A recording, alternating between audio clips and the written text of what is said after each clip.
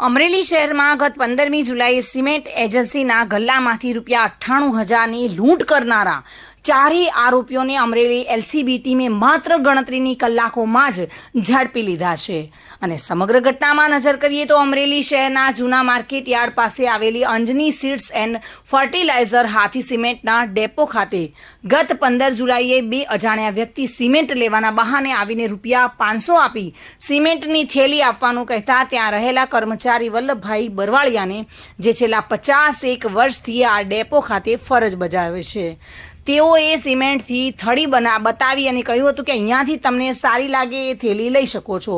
અને આ સમય દરમિયાન ત્યાં ઉભેલા બીજા વ્યક્તિએ ગલ્લામાં રહેલા 98,400 રૂપિયા લઈને બંને ભાગી ગયા હતા.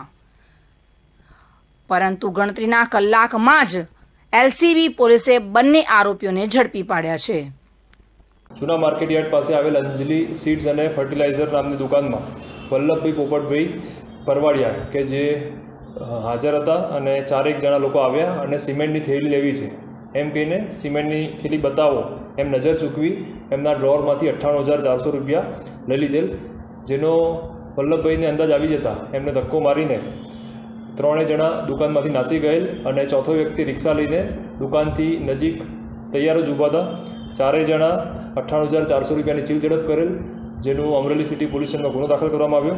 ત્યારબાદ એસપી સરની સૂચના આધારે એલસીબી પીઆઈ પટેલ નાઓ દ્વારા અલગ અલગ ટીમો બનાવી અને હ્યુમન ઇન્ટેલિજન્સ ટેકનિકલ સર્વેલન્સના આધારે ચેક કરતા 4 આરોપીઓ જામનગર હાપા રેલવે સ્ટેશનના બાજુના હોય અને રાજેન્દ્ર તાંદલ, ધનસિંહ સોલંકી, સન્ની પરમાર અને ધનસિંહ ડાંબી આ 4 જણાઓને ટ્રેક કરી અટક કરવામાં આવ્યા છે. ગુનાહિત ઇતિહાસ ચેક કરતા એક આરોપીનો જામનગરના લાલપુર પોલીસ સ્ટેશનમાં ધનસિંહ સોલંકી વિરુદ્ધ ચોરીનો ગુનો દાખલ થયેલ છે અને હાલમાં આગળ તપાસ કાર્યવાહી ચાલુ છે.